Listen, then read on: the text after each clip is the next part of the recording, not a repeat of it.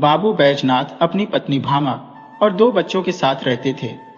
भामा गृहस्थी के कामों में व्यस्त रहती, जबकि बृजनाथ पढ़ाई में मग्न रहते। उनके दोनों बच्चे मुन्नू और श्यामा दिन भर छोटी छोटी बातों पर लड़ते रहते थे।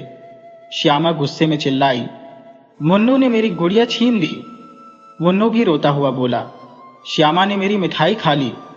बृजनाथ ये सब सुनकर क्रोध में आ गए और भामा से बोले, तुम इन बच्चों को संभालोगी या नहीं, वरना मैं खुद ही इनकी खबर ले लूंगा। भामा चूल्हे में आग जलाते हुए बोली, अरे आप तो बस पढ़ाई में ही डूबे रहते हैं, जरा सांस तो ले लीजिए। क्या मैं ही अकेली बच्चों को संभालती रहूं? कभी आप भी थोड़ा ध्यान दिया कीजिए। बृजनाथ के पास कोई जवाब न था। बच्चों की चीख पुकार से तंग आकर वे घर से बाहर निकल गए। सावन का महीना था। कई दिनों बाद काले बादल उमड़ रहे थे।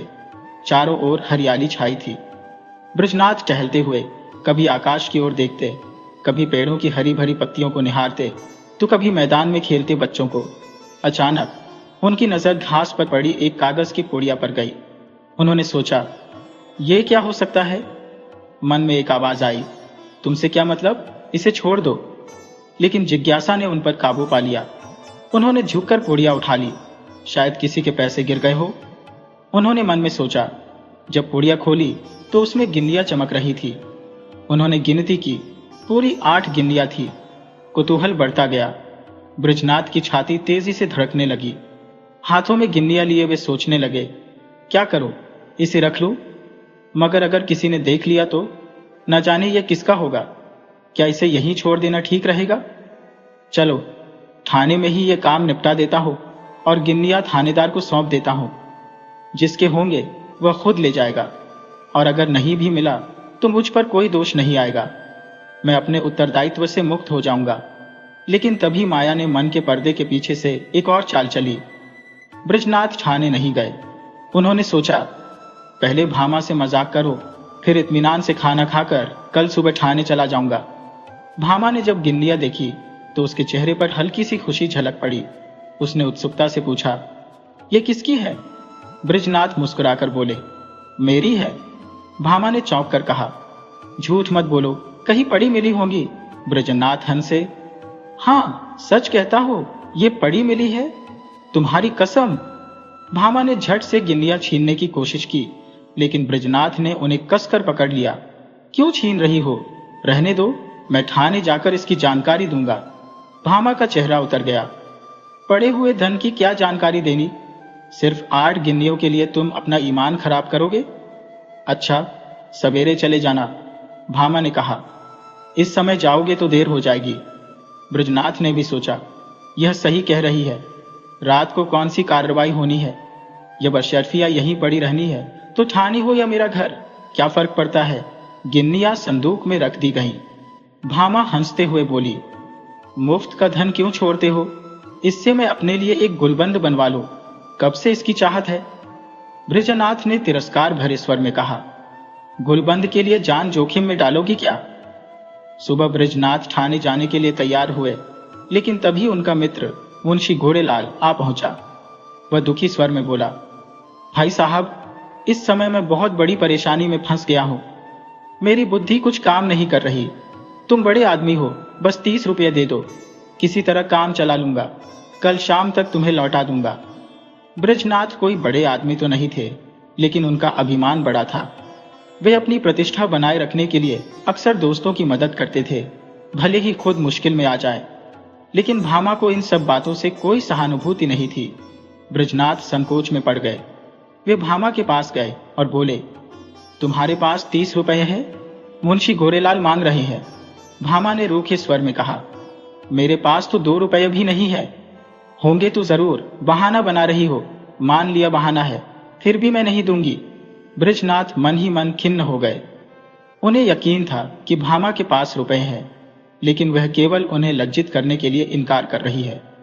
उन्होंने संदूक से 2 गिल्लियां निकाली और घोड़ेलाल को देते हुए बोले, भाई कल शाम तक रुपए लौटा देना।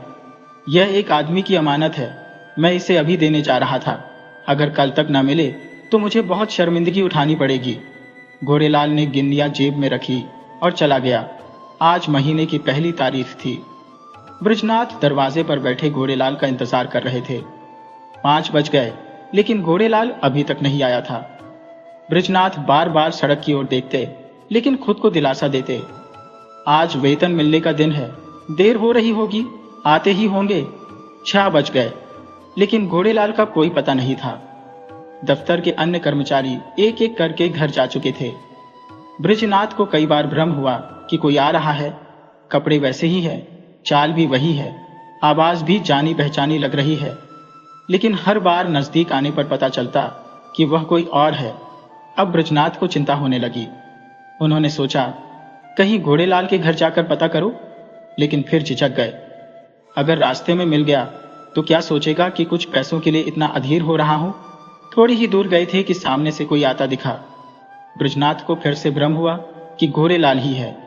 वे मुड़कर बरामदे में लौट आए, लेकिन फिर वही धोखा, फिर वही भ्रांति। अब वे सोचने लगे, इतनी देर क्यों हो रही है? क्या अभी तक वह दफ्तर से नहीं लौटा होगा? ऐसा तो हो ही नहीं सकता। उसके साथ काम करने वाले सभी लोग तो कब के घर जा चुके हैं।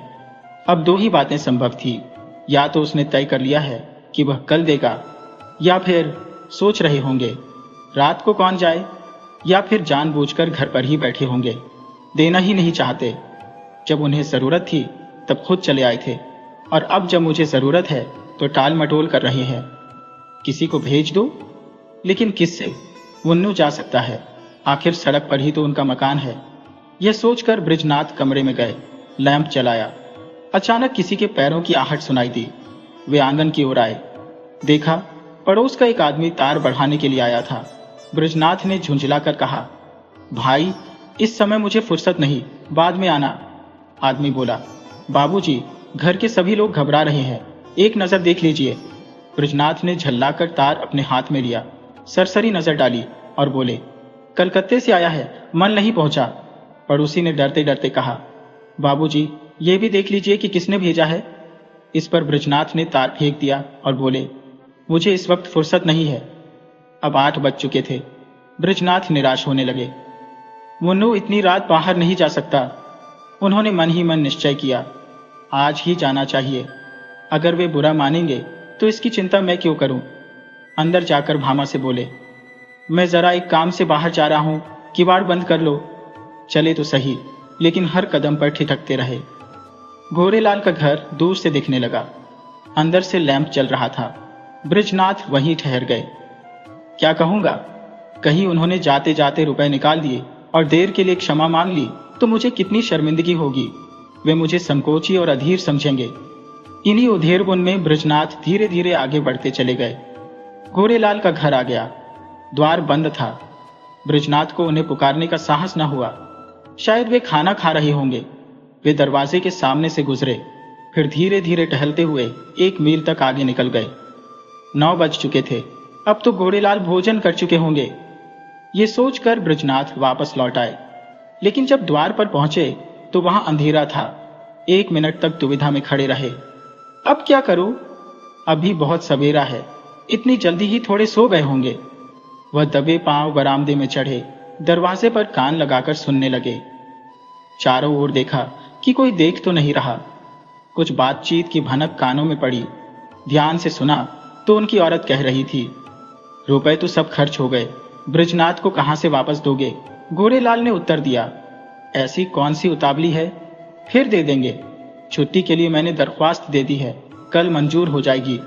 3 महीने बाद लौटेंगे, तब देखा जाएगा। ब्रजनाथ को ऐसा जान पड़ा मानो किसी ने मुंह पर तमाचा मार दिया हो। क्रोध से भरे हुए उत्तर आए।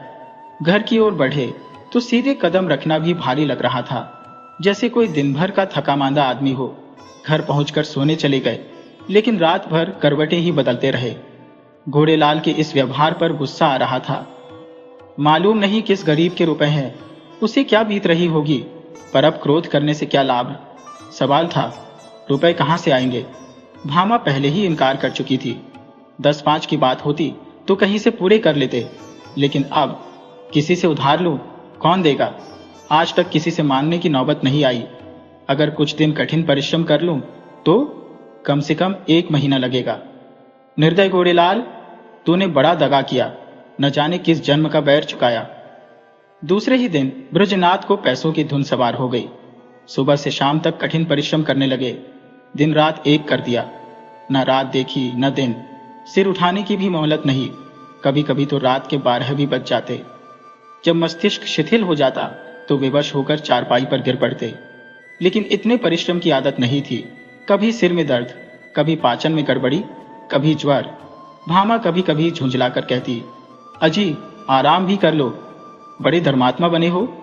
तुम्हारे जैसे 105 और आदमी होते तो संसार का काम ही बंद हो जाता। ब्रजनाथ ये व्यंग्य सुनकर चुप रह जाते। 3 सप्ताह बीत गए। रुपये 25 उनके हाथ में आ गए। बस 2-3 दिन में बेड़ा पार हो जाएगा। पर 21वें दिन उन्हें प्रचंड ज्वर आ गया। 3 दिन तक न उतरा। मजबूरन छुट्टी लेनी पड़ी। भादों का महीना था। भामा ने सोचा पित्त का प्रकोप है। लेकिन 1 सप्ताह तक दवा लेने के बाद भी ज्वर न उतरा। अब वह घबराने लगी। ब्रजनाथ प्रलाप करने लगे, बक बक करते। भामा डर कर कमरे से भाग जाती।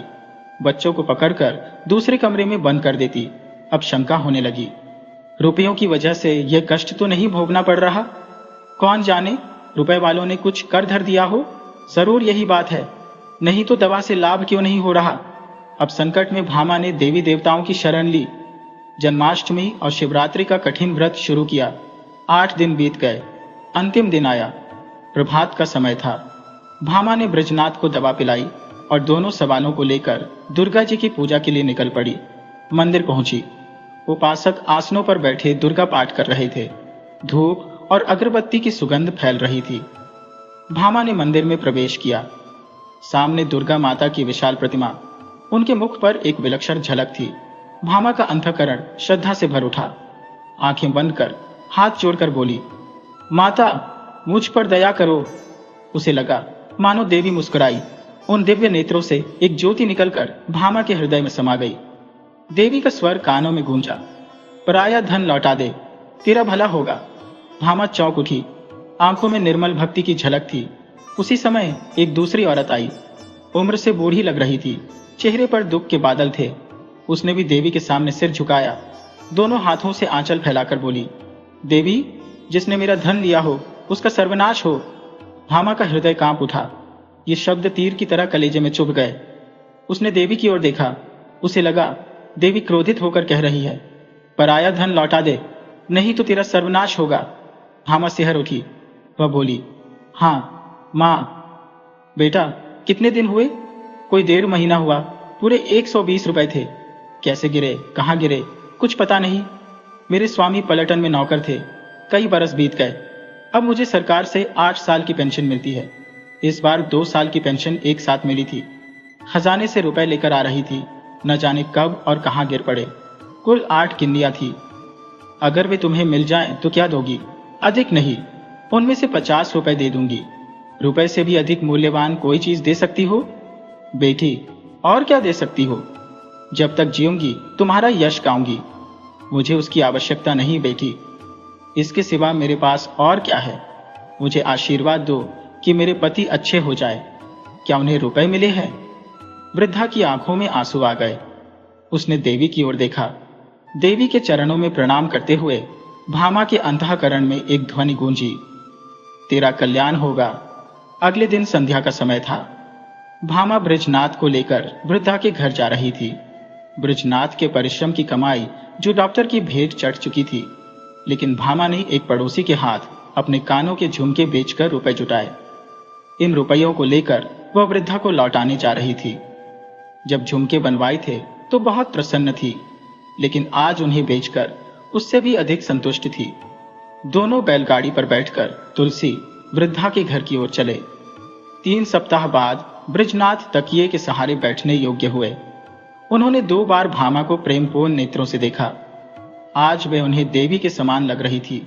तुलसी का घर एक गली में था। ब्रजनाथ ने अपने हाथों से रुपए उसे दिए। तुलसी ने रुपए लेकर दोनों हाथ फैलाए और आशीर्वाद दिया, दुर्गा जी तुम्हारा कल्याण करें। घर लौटने के बाद ब्रजनाथ दरवाजे पर बैठे थे। तभी घोड़ेलाल वहां आया। ब्रजनाथ ने मुंह फेर लिया। घोड़ेलाल बोला, भाई साहब कैसी तबीयत है? मुझे क्षमा करें, मैं अत्यंत लज्जित हूँ। आपके रुपए देने में इतनी देर हो गई। पहली तारीख को ही घर से आवश्यक पत्र आ गया था। किसी तरह 3 महीने की छुट्टी लेकर घर भागा। वहां की विपत्ति की कथा क्या बताऊं, लेकिन आपकी बीमारी की खबर सुनते ही दौड़ा चला आया। ये लीजिए, आपके रुपए हाजिर है। इस विलंब के लिए क्षमा चाहता हो। बृजनाथ का क्रोध शांत हो गया। विनम्रता में कितनी शक्ति होती है। वे बोले, हाँ, बीमार तो था, लेकिन अब अच्छा हूं। आपको मेरे कारण व्यर्थ कष्ट उठाना पड़ा। यदि असुविधा हो तो रुपए बाद में दे दीजिएगा। घोड़ेलाल विह्वल हो उठा। बृजनाथ रुपए लेकर भीतर आए और भामा से बोले, यह लो अपने रुपए। घोड़ेलाल दे गया। भामा बोली, यह मेरे रुपए नहीं, यह तुलसी के हैं। एक बार पराया धन लेकर सीख गई हो। बृजनाथ ने कहा, लेकिन तुलसी के तो पूरे पैसे हमने दे दिए। भामा ने उत्तर दिया, दे दिए तो क्या हुआ, ये उसके आशीर्वाद की न्यौछावर है। तुम्हारे कान के झुमके कहां से आएंगे? बृजनाथ ने मुस्कुराकर कहा, झुमके ना रहे तो क्या हुआ, सदा के लिए कान तो है। अब बृजनाथ और भामा दोनों संतुष्ट थे। उनके सिर पर किसी का कोई ऋण नहीं था। वे पुनः अपने सुखमय सामान्य जीवन में लौट आए।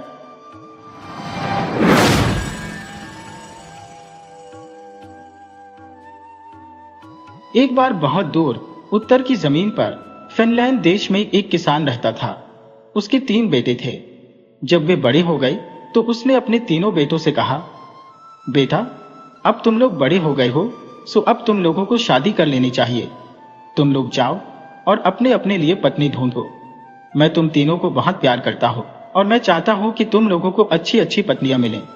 इसलिए जो भी लड़कियां तुम लोग अपने लिए चुनोगे, पहले मैं उनका इम्तिहान लूंगा कि वे तुम्हारे लिए अच्छी पत्नियां बनेंगी या नहीं। उसके बाद ही तुमको अपनी चुनी हुई लड़की से शादी की इजाजत मिलेगी। उसके बेटों ने पूछा, पर वे हमें मिलेंगी कहां पिताजी? पिता बोला, मैं चाहता हूं कि तुम तीनों एक एक पेड़ काटो और फिर जिस दिशा में तुम्हारा पेड़ कट कर गिरे, तुम उसी दिशा में अपनी पत्नी को ढूंढने जाओ। अगर तुमको उस दिशा में बहुत दूर भी जाना पड़े तो भी मुझे यकीन है कि तुमको अपनी पत्नी मिल जाएगी। सबसे बड़ी बेटी ने जो पेड़ काटा तो वह पेड़ पूर्व की तरफ गिरा। वह बोला, यह तो बहुत अच्छा है। मुझे मालूम है कि पूर्व में एक बहुत प्यारी सी देहाती लड़की रहती है। मैं उसके घर जाऊंगा, उसको अपने साथ शादी के लिए पटाऊंगा और फिर उससे शादी कर लूंगा। बीच वाली बेटी का काटा हुआ पेड़ पश्चिम की तरफ गिरा तो वह भी बोला, यह तो बहुत अच्छा है। मुझे मालूम है कि पश्चिम में भी एक बहुत प्यारी सी देहाती लड़की रहती है। मैं उसके घर जाऊंगा, उसको अपने साथ शादी के लिए पटाऊंगा और फिर उससे शादी कर लूंगा। जब तीसरे सबसे छोटे बेटे ने अपना पेड़ काटा तो वह उत्तर की तरफ गिरा। यह देखकर उसके दोनों बड़े भाई हंस दिए, क्योंकि वे जानते थे कि उत्तर की तरफ तो केवल जंगल और बर्फ थी, उधर की तरफ कोई लड़की कहां होगी। वे बोले, तुझको तो किसी रंधियर या भेड़िए से शादी करनी पड़ेगी, क्योंकि उत्तर में तो कोई लड़की ही नहीं है। फिर भी सबसे छोटा बेटा, जिसका नाम माइकल था, अपने पिता की इच्छा के अनुसार अपनी पत्नी ढूंढने के लिए उत्तर की तरफ चल दिया। दोनों बड़े भाइयों ने अपने पिता का खेत छोड़ा और उस लड़की के पिता के लिए कुछ भेंटें ली जिससे वे शादी करना चाहते थे, और कुछ भेंट अपनी होने वाली पत्नियों के लिए ली ताकि वे उनको खुश कर सकें, और अपनी अपनी दिशाओं में चल दिए। माइकल भी जंगल में होता हुआ उत्तर की तरफ चल दिया। हालांकि वह जानता था कि उसको तो उधर कोई लड़की मिलने वाली थी नहीं जो उसकी पत्नी बन सके। फिर भी वह उस जंगल में बहुत दूर तक चलता ही चला गया। आगे जाकर वह एक झोपड़ी के पास आ पहुंचा। उस झोपड़ी को देखकर उसका दिल तेजी से धड़कने लगा। उसको लगा कि शायद वह उत्तर में अपनी पत्नी पा सके। उसने झोपड़ी का दरवाजा खटखटाया तो दरवाजा खुला। वह उसके अंदर घुसा तो उसने देखा कि झोपड़ी तो खाली थी। वहां तो बस एक छोटी सी चूहिया एक मेज पर बैठी थी। माइकल अपने आप से बोला, अरे यहां तो कोई नहीं है। उस छोटी चूहिया ने कहा, मैं यहां हूं माइकल। वह वहां मेज पर बैठी अपने छोटे पंजों से अपनी मूछें संवार रही थी। पर तुम तो एक छोटी सी चूहिया हो। मुझे तो आशा थी कि मुझे यहां एक सुंदर सी लड़की मिलेगी जिसको मैं अपनी पत्नी बनाऊंगा। तब उसने उसको अपनी और अपने भाइयों की शादी के बारे में अपने पिता की इच्छा बताई। फिर वह बोला, मुझे मालूम है कि वे लोग तो शादी कर ही लेंगे, पर मैं भी यह नहीं चाहता कि मेरे पिता मेरी तरफ से नाउम्मीद हो कि मैं अपनी पत्नी नहीं ढूंढ सका। छोटी चूहिया बोली, तुम मुझसे अपनी पत्नी बनने के लिए क्यों नहीं कहते? यहाँ उत्तर में तो कोई लड़की रहती नहीं, पर मैं तुम्हें प्यार करूंगी और तुम्हारे लिए वफादार भी रहूंगी। माइकल ने उस छोटी चूहिया को अपने हाथों में उठाया तो उसने माइकल के लिए अपनी मीठी आवाज में गाना शुरू कर दिया।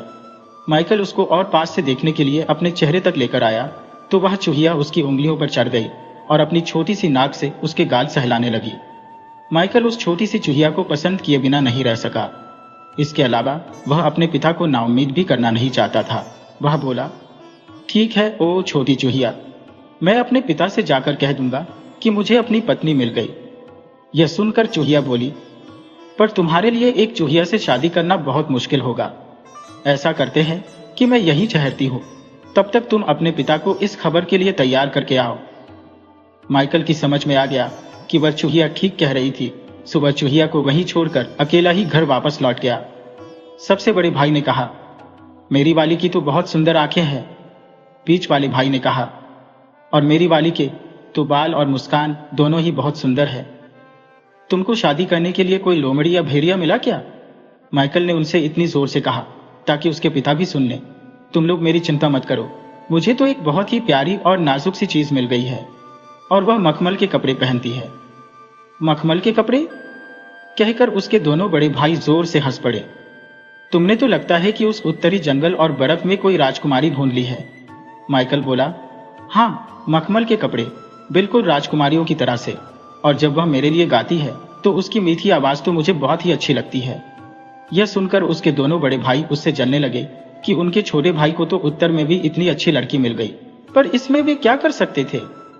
कुछ दिन बाद पिता बोला, मैं अभी भी यह तय नहीं कर पा रहा हूं कि किसको सबसे अच्छी पत्नी मिली है, इसलिए मैं चाहता हूं कि मेरी हर एक बहू मेरे लिए डबल रोटी बनाए ताकि मैं यह देख सकूं कि वह तुमको ठीक से खाना खिला सकेगी भी या नहीं। सुनते ही दोनों बड़े भाई अपने छोटे भाई माइकल से बोले, मुझे मालूम है कि मेरी वाली सबसे अच्छी डबल रोटी बनाएगी, पर माइकल तुम्हारी राजकुमारी? माइकल बोला, यह तो मुझे उससे पूछना पड़ेगा, पर असल में तो वह चिंता कर रहा था कि उसकी चूहिया डबल रोटी बनाएगी भी कैसे। फिर भी वे तीनों भाई एक साथ घर से निकल पड़े अपनी अपनी होने वाली पत्नियों से डबल रोटी बनवाने के लिए। छोटी चूहिया ने जब माइकल को वापस आते देखा तो वह तो गाने नाचने लगी, और जब उसने आकर उसे यह बताया कि उसको डबल रोटी बनानी है तो वह हंस दी। माइकल बोला, मैं तो तुमसे यह कहते हुए डर रहा था कि तुम डबल रोटी बना दो। वह फिर हंसी और एक छोटी सी घंटी बजाकर बोली, तुमको तुम्हारी डबल रोटी जरूर मिलेगी माइकल, बस जरा सा इंतजार करो। माइकल ने देखा कि छोटी चूहिया की घंटी बजाते ही दरवाजे से सैकड़ों की तादाद में चूहे चले आ रहे हैं। छोटी चूहिया ने उनसे कहा, तुम सब जाओ और गेहूं के सबसे बढ़िया वाले दाने लेकर आओ। वे सब चूहे तुरंत ही वहां से भाग गए और कुछ ही देर में गेहूं के सबसे बढ़िया वाले दाने लेकर वहां आ गए। छोटी चूहिया ने उन गेहूं के दानों से डबल रोटी बनानी शुरू कर दी। माइकल बड़े आश्चर्य से उस छोटी चूहिया को उन गेहूं के दानों से डबल रोटी बनाते देखता रहा। अगले दिन तीनों भाई अपनी अपनी डबल रोटियां लेकर अपने पिता के पास पहुंचे। सबसे बड़ा भाई राई की बनी डबल रोटी लेकर आया था। बीच वाला भाई जौ की बनी डबल रोटी लेकर आया था। पिता ने उन दोनों की डबल रोटियां चखी और कहा कि उनकी होने वाली पत्नियों ने बहुत अच्छी डबल रोटियां बनाई है। देहाती लड़कियों को जैसी डबल रोटी बनानी चाहिए उन्होंने वैसे ही डबल रोटियां बनाई है। वह संतुष्ट था कि शादी के बाद उसकी दोनों बहुएं उसके बेटों को ठीक से खाना खिलाती रहेंगी। तब माइकल ने अपनी सफेद डबल रोटी अपने पिता को दी। पिता ने उसको भी देखा और चखा तो बोला, अरे यह तो बहुत सुंदर सफेद डबल रोटी है, जरूर किसी अच्छे और महंगे अनाज की होगी। लगता है कि तुम्हारी होने वाली पत्नी बहुत अमीर है। माइकल बोला, उसने तो बस घंटी बजाई और उसके नौकर उसके लिए डबल रोटी बनाने का आटा लेकर आ गए और उसने फिर डबल रोटी बना दी। दोनों बड़े भाई बहुत खुश हुए जब उनके पिता ने कहा, अब हम एक और इम्तिहान लेंगे। तुम सबकी होने वाली पत्नियों को एक काम और करना पड़ेगा। मैं देखना चाहता हूं कि वे सिलाई भी कर सकती हैं या नहीं। तुम लोग उनके हाथ के बुने हुए कपड़े का नमूना लेकर आओ। यह सुनकर दोनों बड़े भाई तो खुश थे, क्योंकि वे जानते थे कि उनकी होने वाली पत्नियां कपड़ा बुनना जानती थी, पर वे यह तो सोच भी नहीं सकते थे कि कोई राजकुमारी भी कपड़ा बुन सकती है, तो उनके छोटे भाई का क्या होगा। माइकल भी चिंतित था। वह भी यही सोचता था कि कोई चूहिया भी कपड़ा बुन सकती है क्या। फिर भी वह सोचकर मुस्कुराया कि अगर वह चूहिया कपड़ा न भी बुन सकेगी तो भी कम से कम वह उस बोलने वाली चूहिया से फिर से मिल तो सकेगा। जब माइकल चूहिया के पास पहुंचा तो चूहिया उसको देखकर फिर बहुत खुश हो गई। वह तुरंत ही माइकल के खुले हाथों पर चढ़ गई और वहां नाचने लगी। माइकल बोला, मैं तुमको देखकर बहुत खुश हूं चूहिया रानी, लेकिन लेकिन क्या माइकल, क्या तुम्हारे पिता को कुछ और चाहिए? वह तुम्हारे हाथ के बुने हुए कपड़े का नमूना देखना चाहते हैं। क्या तुम कपड़ा बुन सकती हो? मैंने तो कभी सुना नहीं कि कोई चूहिया भी कपड़ा बुन सकती है। यह सुनकर चूहिया फिर हंसी और एक बार फिर उसने अपनी छोटी घंटी बजाई और एक बार फिर उसी दरवाजे से सैकड़ों की तादाद में चूहे वहां आ गए। वे अपनी राजकुमारी के हुक्म के लिए उसकी तरफ देखने लगे। चूहिया ने उनसे कहा, जाओ और सबसे बढ़िया अलसी की रुई लेकर आओ। माइकल बोला, मैं तो तुमसे यह कहते हुए डर रहा था कि तुम डबल रोटी बना दो। वह फिर हंसी और एक छोटी सी घंटी बजाकर बोली, तुमको तुम्हारी डबल रोटी जरूर मिलेगी माइकल, बस जरा सा इंतजार करो। माइकल ने देखा कि छोटी चूहिया की घंटी बजाते ही दरवाजे से सैकड़ों की तादाद में चूहे चले आ रहे हैं।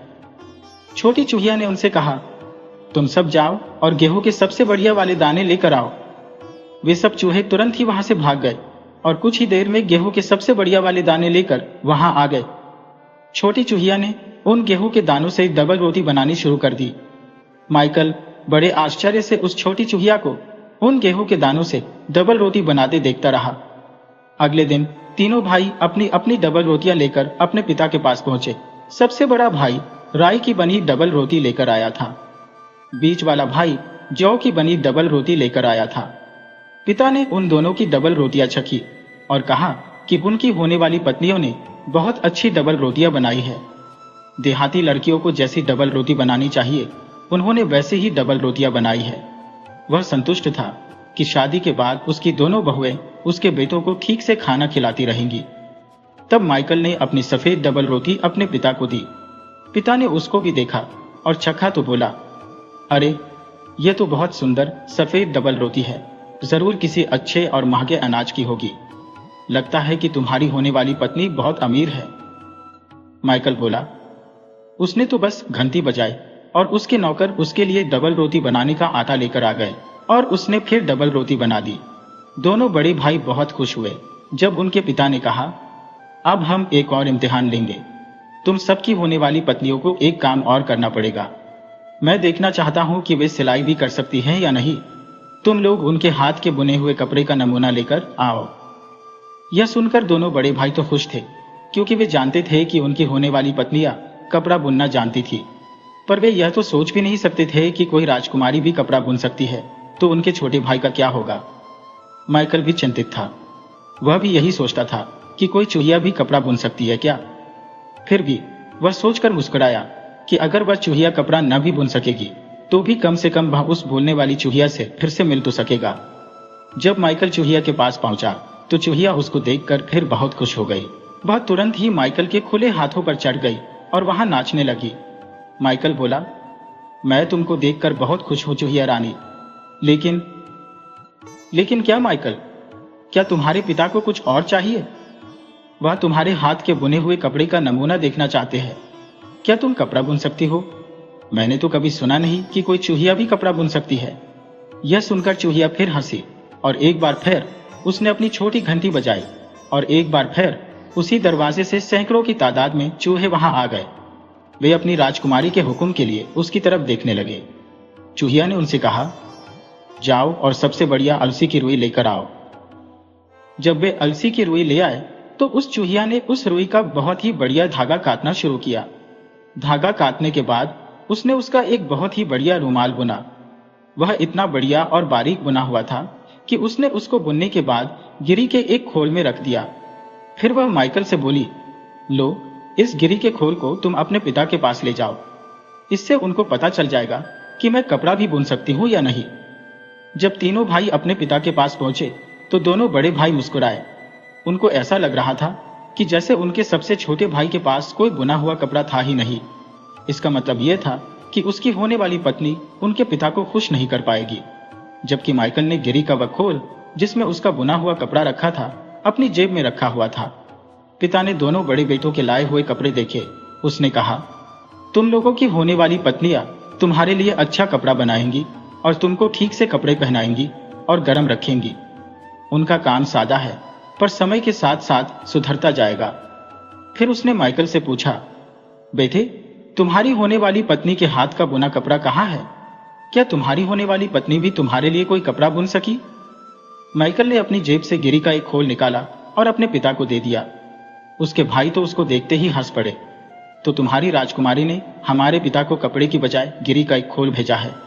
तब उनके पिता ने गिरी के उस खोल को खोला तो देखा कि उसके अंदर तो तह किया हुआ एक बहुत बढ़िया कपड़ा रखा था। उसने उसकी तह खोली तो देखा कि वह तो दुनिया का सबसे अच्छा कपड़ा था। उसने तो इतना अच्छा कपड़ा पहले कभी देखा ही नहीं था। उसको देखकर तो उसके बड़े भाइयों की हंसी रुक गई। पिता को भी उस कपड़े को देखकर बहुत आश्चर्य हुआ। वह भी बोला, यह तो बहुत सुंदर काम है। तुम्हारी होने वाली पत्नी इतना सुंदर और बढ़िया कपड़ा कैसे बुन पाई? माइकल बोला, उसने अपनी छोटी सी घंटी बजाई और उसके नौकर उसके लिए अलसी की रुई ले आए। तब उसने उसका धागा बनाया और फिर यह रुमाल बुन दिया। पिता बोला, यह सब तो बहुत अच्छा था। अब मैं तुम लोगों की होने वाली पत्नियों से मिलना चाहूंगा ताकि फिर तुम लोगों की शादी की जा सके। सो तुम उनको यहां लेकर आओ। यह सुनकर माइकल ने सोचा कि अगर मैं अपनी होने वाली पत्नी को यहां लेकर आऊंगा तो मेरे बड़े भाई जब यह देखेंगे कि इसकी होने वाली पत्नी तो एक चूहिया है, मुझ पर हंसेंगे और मेरे पिता भी मेरी उससे शादी करने पर राजी नहीं होंगे। पर मैं उस सब की चिंता नहीं करता। उसने मेरे लिए डबल रोटी बनाई, उसने मेरे लिए कपड़ा बुना। वह गाती है, वह नाचती है, वह बहुत दयालु भी है। मैं तो बस उसी की परवाह करता हूं, चाहे वह एक चूहिया ही सही। यही सोचकर वह फिर से चूहिया के घर की तरफ चल दिया ताकि वह उसको साथ लेकर अपने पिता से मिलवाने के लिए उनके पास आ सके। वह फिर से उसी झोपड़ी में जा पहुंचा। उसको देखते ही चूहिया फिर से उसके हाथों में छर गई। माइकल ने उससे कहा कि उसके पिता उससे मिलना चाहते हैं। छोटी चूहिया तो यह सुनकर खुशी से पागल सी हो गई। उसने अपनी वह छोटी सी घंटी एक बार फिर बजाई तो पहले की तरह से फिर से वहां सैकड़ों चूहे दरवाजे से अंदर आ गए। उसने उनसे कहा कि वे उसकी गाड़ी तैयार करें। जल्दी ही गिरी का एक खोल वहां आ गया। उस गिरी के खोल को दो चूहे खींच रहे थे। एक चूहा उस गाड़ी के कोचवान की जगह बैठ गया। दूसरा चूहा एक नौकर की तरह उस गाड़ी के पीछे एक बक्से पर बैठ गया। उस नौकर चूहे ने छोटी चूहिया को गाड़ी में बिठाया और गाड़ी वहां से चल दी। माइकल भी मुस्कुराता हुआ अपनी होने वाली पत्नी की गाड़ी के साथ साथ अपने पिता के घर चल दिया। वह चूहिया से कहता जा रहा था, मेरे भाई मुझ पर हंस सकते हैं, यहां तक कि मेरे पिता भी शायद इस शादी से खुश नहीं होंगे, पर मैं इस बात की चिंता नहीं करता। मैं हमेशा तुम्हारी रक्षा करूंगा और तुम और मैं हमेशा खुश रहेंगे। मैं तुमको उसी तरह से रखूंगा जैसे कोई अपनी असली पत्नी को रखता है। जब वे जा रहे थे तो उनको एक पुल पार करना था। यह पुल जंगल पार करके एक नदी पर बना हुआ था। जब माइकल यह सब कह रहा था तभी वे उस पुल पर पहुंचे तो वहां हवा इतने जोर से चल रही थी कि गिरी के खोल की वह गाड़ी, उस गाड़ी का कोचवान, उसके दोनों काले चूहे जो उस चूहिया की गाड़ी खींच रहे थे, चूहिया राजकुमारी और उसके दोनों नौकर सब उस हवा में उड़ गए और नदी में डूब गए। और माइकल उनको गिरने से रोक भी न सका। उसकी आंखों में आंसू आ गए। उसके मुंह से निकला, ओह छोटी चूहिया, मुझे तुम्हारी इस तरह पानी में गिरने का बहुत अफसोस है। तुम मेरे ऊपर कितनी मेहरबान थी। मुझे तुम्हारे साथ बात करना और तुम्हारा गाना बहुत याद आएगा। और अब जब तुम चली गई हो मुझे तब पता चल रहा है कि मैं तो तुमको अपनी असली पत्नी की तरह से ही चाहता था। जब वह ऐसा बोल रहा था तभी उसने देखा कि एक बहुत बड़ी सुनहरी गाड़ी जिसको दो बहुत सुंदर घोड़े खींच रहे थे नदी के किनारे किनारे आ रही थी। एक लंबा सा नौकर उस गाड़ी के पीछे खड़ा हुआ था। एक बहुत सुंदर लड़की उस गाड़ी में बैठी हुई थी। इतनी सुंदर लड़की तो माइकल ने पहले कभी देखी नहीं थी। वह खुद बर्फ जैसी सफेद थी। उसके होंठ बेरीज जैसे लाल थे। उसने सफेद मखमल के कपड़े पहने हुए थे और अपने सुनहरे बालों में बहुत सारे जवाहरात पहने हुए थे। उसने माइकल को पुकार कर कहा, क्या तुम मेरे साथ मेरी गाड़ी में बैठना पसंद नहीं करोगे माइकल? मैं अपने होने वाले पति के पिता से मिलने जा रही हूं। माइकल कुछ दुखी आवाज में बोला, नहीं, मैं नहीं बैठ सकता। मेरी अपनी होने वाली पत्नी तो यहां नदी में डूब गई है। उस सुंदर लड़की ने कहा, तुमने मुझे नहीं खोया है माइकल, मैं ही तुम्हारी वह छोटी चूहिया हूं। मैंने ही तुम्हारे पिता के लिए डबल रोटी बनाई थी। मैंने ही तुम्हारे पिता के लिए कपड़ा बुना था। मैं अब तक एक जादू के जोर में थी जिसने मुझे एक चूहिया बना दिया था। जब तुमने कहा कि तुम मुझे प्यार करते हो, बस तभी मेरा वह जादू टूट गया और मैं फिर से आदमी बन गई। चलो अब हम तुम्हारे पिता के पास चलते हैं ताकि वह हमारी शादी की इजाजत दे दें। फिर वे माइकल के पिता के घर पहुंचे। वहां जाकर वह उन लड़कियों से मिला जो उसके भाइयों से शादी करने वाली थी। पिता ने सबको अपना आशीर्वाद दिया और अपने सब बेटों की शादी उनकी लाई हुई लड़कियों से शादी कर दी। माइकल के दोनों बड़े भाई अपने पिता के खेत पर अपनी अपनी पत्नियों के साथ आराम से रहे। माइकल अपनी चूहिया के साथ उसके राज्य चला गया। वहां वे जब तक जिंदा रहे खुशी खुशी रहे।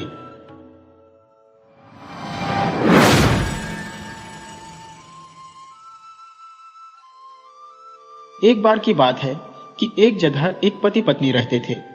यह उन दोनों की दूसरी शादी थी, पर उन दोनों की उस स्त्री की पहली शादी से एक एक लड़की भी थी। स्त्री की बेटी बहुत ही सुस्त और आलसी थी और घर में कोई भी काम नहीं करती थी, जबकि आदमी की बेटी बहुत चुस्त चालाक थी। पर किस्मत की बात कि उसका कोई भी काम उसकी सौतेली माँ को पसंद नहीं आता था, इसलिए दोनों माँ बेटी आदमी की बेटी को घर से बाहर निकालना चाहती थी। सो एक दिन ऐसा हुआ कि दोनों लड़कियां सूत काटने के लिए बाहर गई और एक कुएं के पास बैठकर सूत काटने लगी। स्त्री की बेटी के पास तो काटने के लिए रुई थी, पर आदमी की बेटी के पास कोई रुई नहीं थी। उसके पास बस कुछ कांटे थे। स्त्री की बेटी ने कहा, पता नहीं ऐसा कैसे होता है कि तुम बहुत जल्दी ही अपना काम खत्म कर लेती हो, पर मैं तुम्हारी बराबरी नहीं कर पाती। उसके बाद दोनों ने यह तय किया कि जिस किसी का सूत पहले टूटेगा वह कुएं में नीचे उतरेगा। सो उन्होंने अपना अपना सूत काटना शुरू कर दिया। पर जब वे सूत काट रही थी तो आदमी की बेटी का सूत टूट गया और उसको कुएं में नीचे उतरना पड़ा। जब वह कुएं की तली में पहुंची तो उसने अपने चारों तरफ चमकीली हरे रंग की शराब देखी, पर उससे उसको कोई चोट नहीं पहुंची। वह उस पर थोड़ी ही दूर चली थी कि उसके सामने एक हैज आई जिसको उसे पार करना था। हैज बोली, ओह, मैं तुमसे प्रार्थना करती हूँ कि तुम मेरे ऊपर जोर से मत चलना, मैं फिर कभी तुम्हारी सहायता करूंगी। सो वह उससे कुछ दूर हटकर चलने लगी और इतनी दूर हटकर चली कि उसने उसकी एक डंडी भी नहीं छुई। वह थोड़ी दूर और चली कि उसको एक गाय मिली जो अपने सींगों पर दूध निकालने वाली एक बाल्टी लिए इधर उधर घूम रही थी। वह एक बहुत सुंदर और बड़ी गाय थी और उसके थन दूध से भरे हुए थे।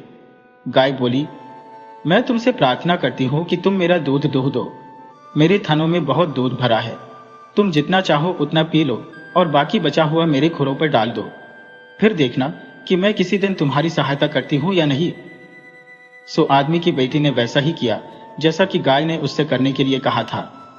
उसने बाल्टी गाय के सींगों से उतारी और उसका दूध दोहने बैठ गई। जैसे ही उसने गाय के थनों को हाथ लगाया, गाय के थनों से दूध की धारा बहकर बाल्टी में गिरने लगी। पहले तो उसने खूब पेट भरकर गाय का दूध पिया, फिर बाकी बचा हुआ दूध उसने उसके खुरों पर फेंक दिया और दूध दोहने वाली बाल्टी को उसके सींगों पर लटका दिया। वह फिर आगे चल दी। आगे चलकर उसको एक भेड़ मिला। उसके ऊपर बहुत लंबी लंबी ऊन थी। वह नीचे तक लटक रही थी और उसके पीछे पीछे जमीन पर घिसट रही थी। उसके सींगों पर एक बड़ी सी कैंची रखी हुई थी। भेड़ उस लड़की को देखकर बोला, ओह, जरा मेरी यह ऊन काट दो, क्योंकि मैं इसको बहुत देर से घसीटते हुए ही इधर से उधर घूम रहा हूँ। ये ऊन जहां से भी इसको जो कुछ भी मिलता है वही पकड़ लेती है। इसके अलावा ये इतनी गर्म है कि इसकी गर्मी से मेरा तो बस दम ही घुटा जा रहा है। जब तुम मेरी ऊन काट लो तो जितनी ऊन तुम्हें चाहिए तुम ले लेना और बाकी बची हुई ऊन मेरी गर्दन के चारों तरफ लपेट देना। फिर देखना कि मैं तुम्हारी किसी दिन सहायता करता हूँ या नहीं। आदमी की लड़की तो इसकी सहायता करने को तुरंत ही तैयार हो गई।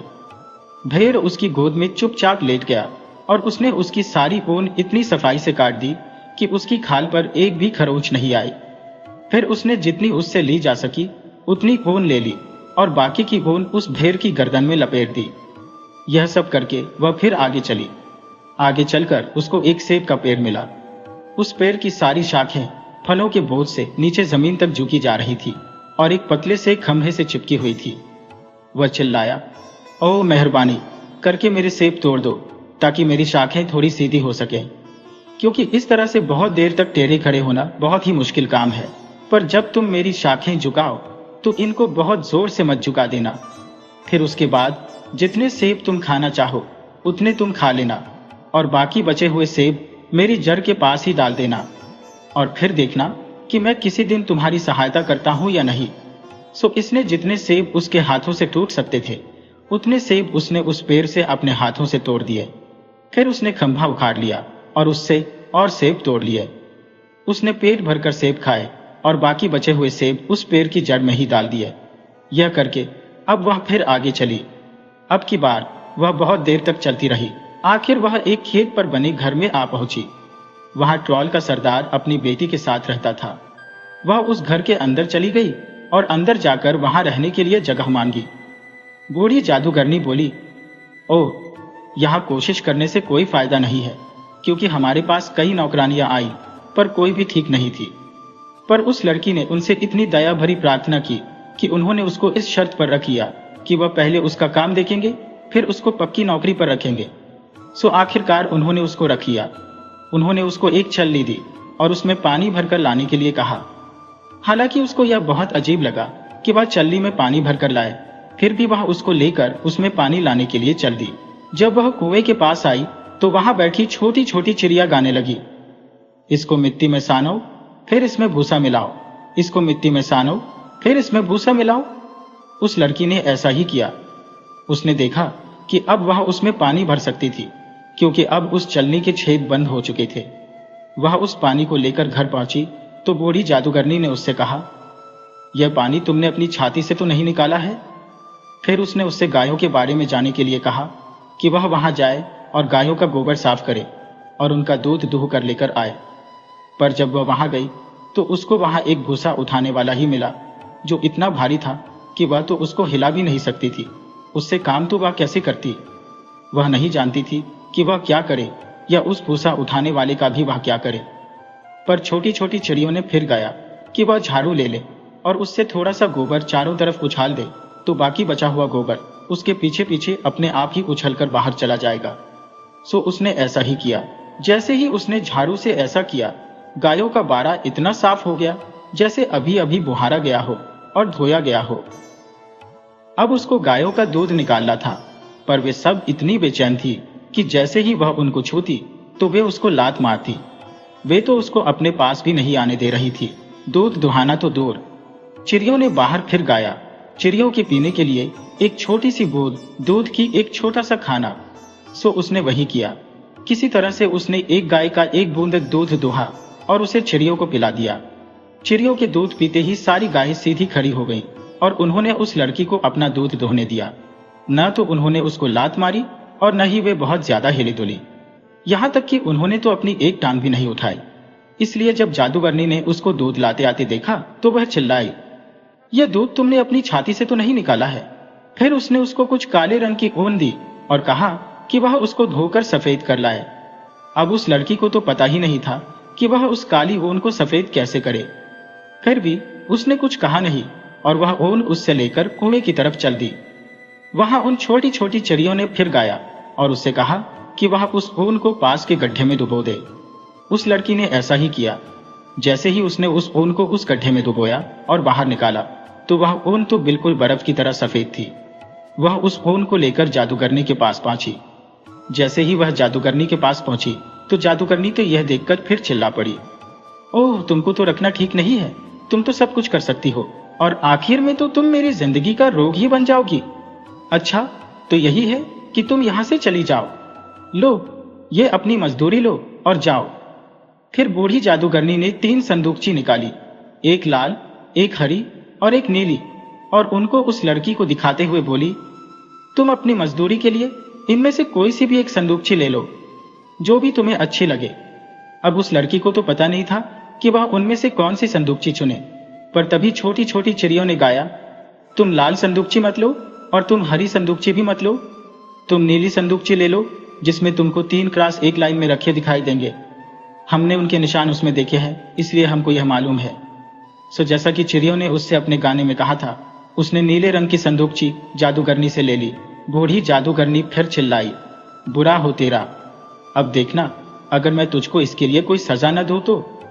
जैसे ही आदमी की बेटी अपनी नीली संदूकची लेकर चली, बूढ़ी जादूगरनी ने उसके पीछे लोहे की एक जलती हुई सलाख फेंक कर मारी, पर वह दरवाजे के पीछे की तरफ कूद गई और वहां जाकर छिप गई। इससे वह सलाख उसको छू भी न सकी, क्योंकि उसकी दोस्तों यानी छोटी छोटी चिड़ियों ने उसे पहले ही बता दिया था कि उस सलाख से उसे कैसे बचना है। इसके बाद वह वहां से जितनी तेज चल सकती थी चल दी, पर जब वह सेब के पेड़ के पास पहुंची तो उसने अपने पीछे सड़क पर आती हुई कट कट की एक बहुत ही भयानक आवाज सुनी।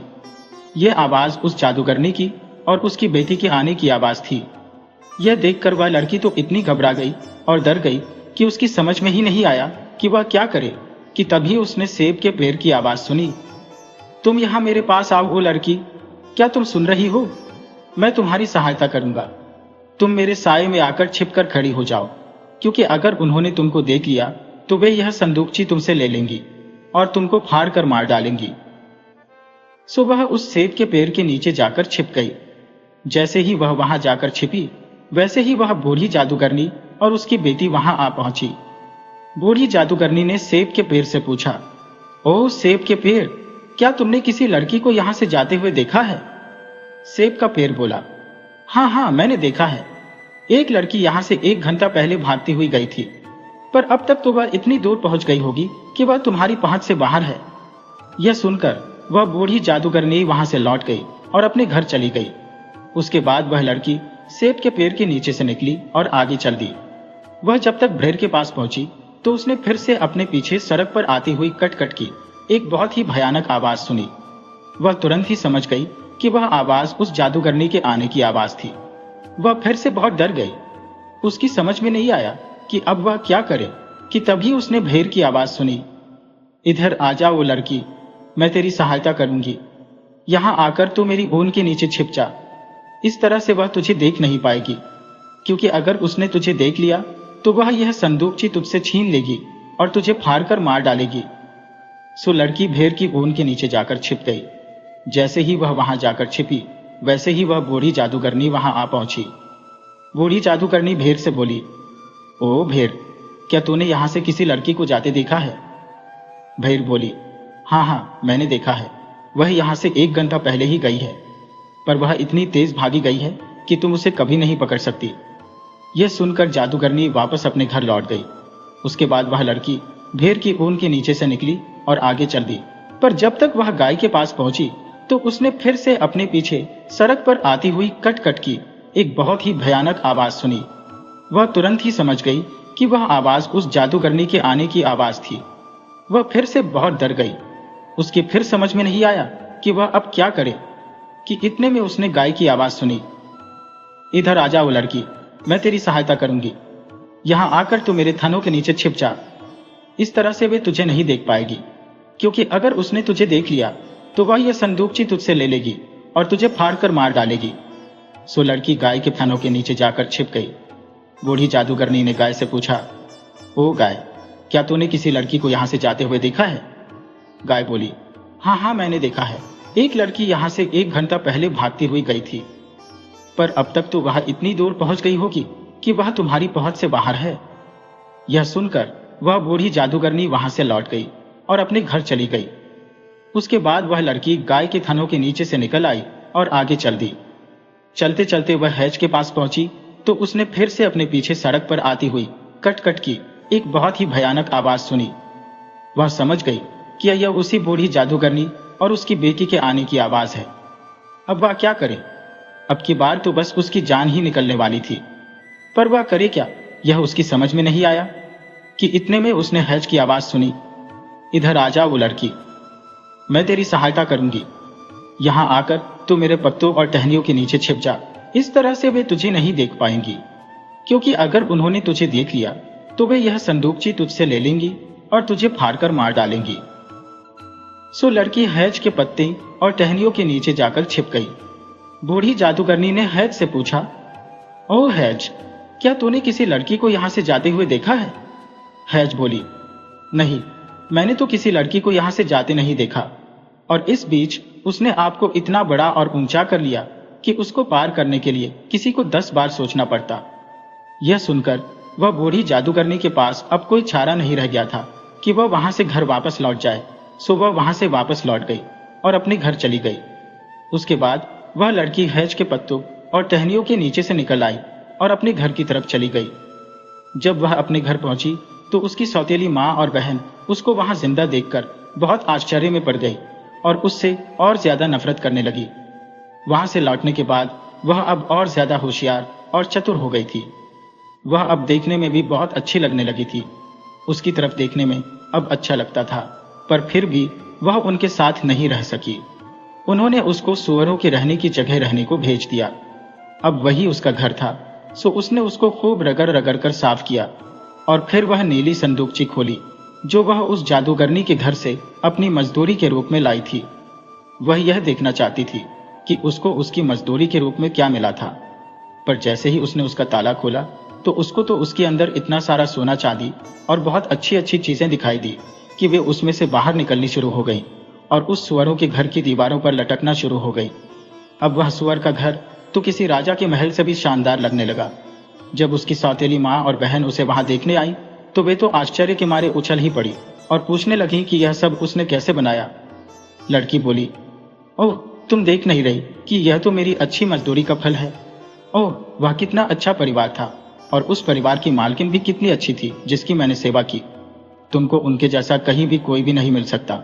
सो स्त्री की बेटी ने तुरंत ही यह सोच लिया कि वह भी वहां जाएगी और उस मालकिन की सेवा करेगी, तो उसको भी ऐसे ही सोने की एक संदूकची मिल जाएगी। वे दोनों बहनें फिर से वही सूत काटने बैठी, पर इस बार स्त्री की बेटी कांटे काटने बैठी और आदमी की बेटी रुई काटने बैठी। शर्त यह थी कि जिसका भी सूत पहले टूटा वह कुएं में जाएगा। अब जैसा कि तुम सब समझ सकते हो कि स्त्री की बेटी का धागा पहले टूट गया तो वह कुएं में चली गई। इस बार भी वैसा ही हुआ जैसे पहले हुआ था। वह कुएं की तली में गिर पड़ी, पर उसको उस गिरने से कोई चोट नहीं आई। वह तो वहां हरी हरी घास के मैदान में खड़ी थी। वह कुछ दूर आगे चली तो वह एक हैज के पास आई। हैज बोली, ओ लड़की, मेरे ऊपर बहुत जोर से मत चलना, बाद में मैं तुम्हारी सहायता करूंगी।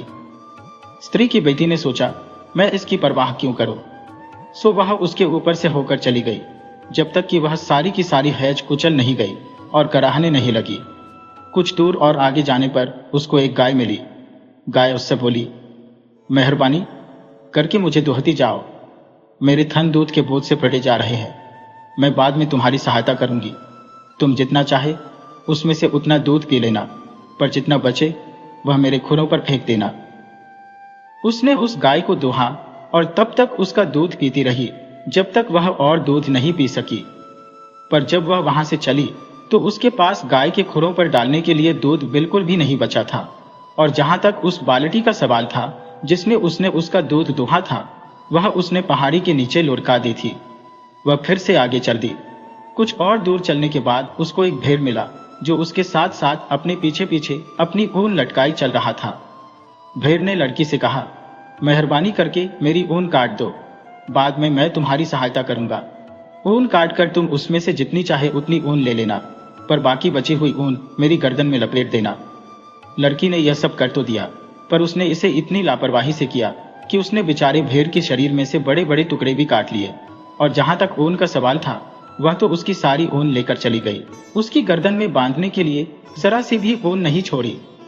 आगे कुछ दूर चलने के बाद उसको एक सेब का पेड़ मिला जो फलों से भरपूर था और उसी की वजह से टेढ़ा भी खड़ा था।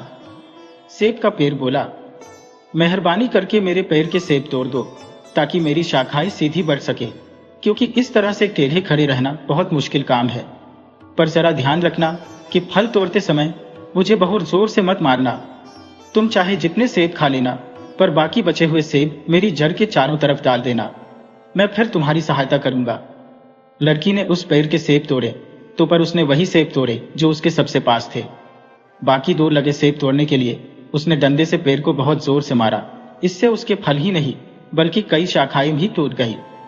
फिर उसने खूब सारे सेब खाए जब तक उससे सेब और नहीं खाए गए।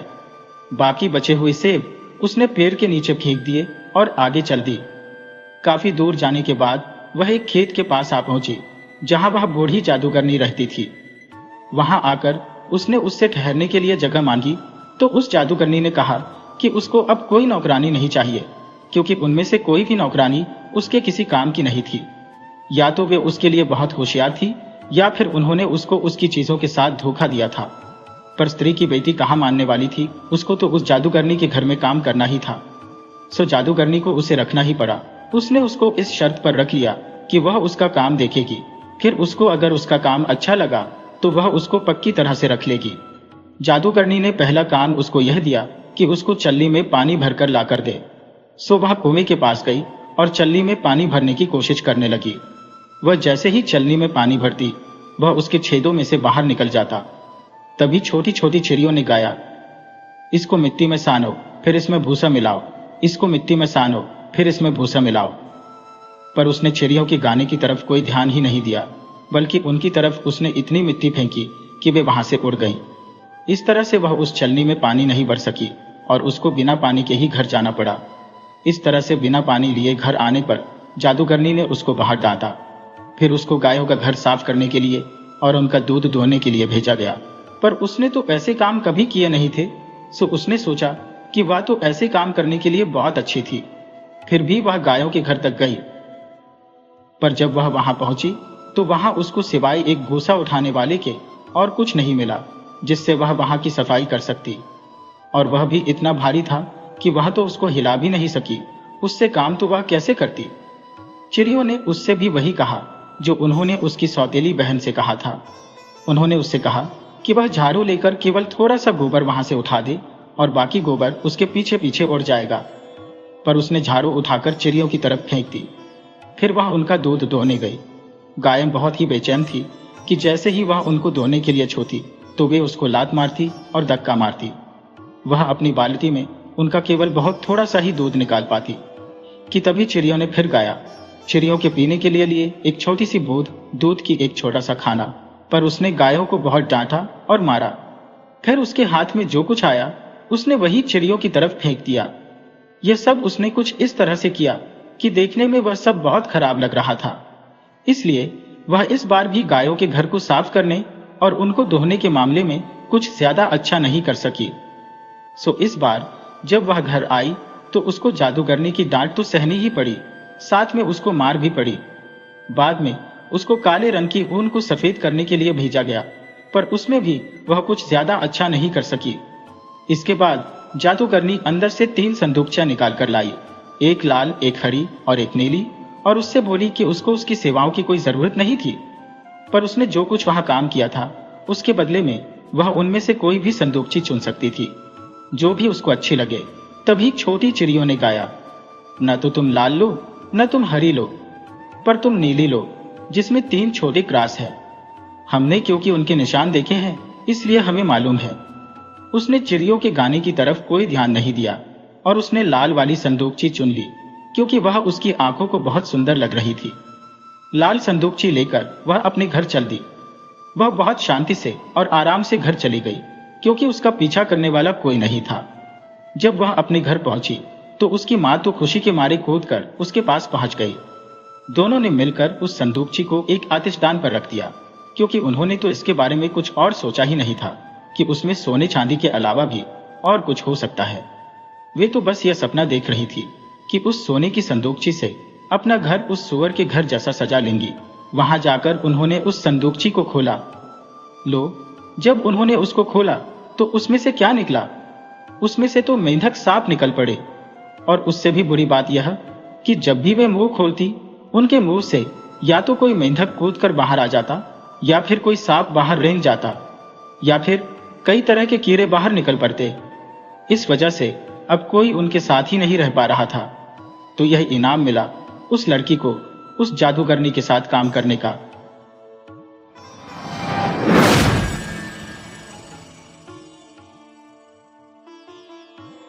एक बार की बात है कि एक बहुत ही गरीब पति पत्नी थे जो देश की बस्ती से काफी बाहर की तरफ रहते थे। उनके एक बच्चा हुआ, पर वहां आसपास में कोई ऐसा आदमी नहीं रहता था जो उस बच्चे के बैप्टाइजेशन के समय उसका गॉडफादर बन सकता। वे लोग शहर भी गए, पर वहां भी वे किसी को नहीं जानते थे और बिना गॉडफादर के वे अपने बच्चे को बैप्टाइज भी नहीं करा सकते थे। वे शहर से नाउम्मीद होकर लौटने ही वाले थे कि उन्होंने चर्च के दरवाजे पर एक आदमी बैठा देखा जिसने एक काला शाल ओढ़ रखा था। उन्होंने उससे भी पूछा, जनाब, क्या आप मेरे इस बेटे के गॉडफादर बनेंगे? वह आदमी राजी हो गया और इस तरह उनके बच्चे का बैप्टाइजेशन हो गया। बैप्टाइजेशन कराकर जब वे चर्च से बाहर निकले तो उस अजनबी ने कहा, मुझे अब अपने गॉडसन को कोई भेंट भी तो देनी चाहिए ना, तो लो, ये बटुआ लो। इस बटुए के पैसे को तुम इसका पालन पोषण करने में और इसको पढ़ाने लिखाने में खर्च करना। और जब यह पढ़ना सीख जाए तो इसको यह चिट्ठी दे देना। बच्चे के माता पिता बच्चे के गॉडफादर की यह भेंट देखकर बड़े आश्चर्यचकित हुए। इससे पहले कि वे उसको धन्यवाद देते या उसका नाम पूछते, वह आदमी तो वहां से गायब ही हो गया। उसके जाने के बाद उन्होंने वह बटुआ खोलकर देखा तो वह तो सोने के क्राउन से भरा हुआ था। उनको उस पैसे को उस बच्चे की पढ़ाई लिखाई पर खर्च करना था। जब उसने पढ़ना लिखना सीख लिया तो उसके पिता ने उसे उसके गॉडफादर की दी हुई चिट्ठी दे दी। उस चिट्ठी में लिखा था, प्रिय गॉडसन, मैं अपने देश से निकाले जाने के बाद अपनी राजगद्दी फिर से वापस लेने जा रहा हूं। मुझे एक ऐसे आदमी की जरूरत है जो मेरे बाद मेरा राज्य संभाल सके। जब तुम यह चिट्ठी पढ़ लो तो तुम अपने गॉडफादर के पास आ जाना। इंग्लैंड का राजा। बाद में जब तुम मेरे पास आ रहे हो तो रास्ते में एक भेंगे आदमी से बचना, एक लंगड़े आदमी से बचना और किसी भी बाल और खाल के रोगी से बचना।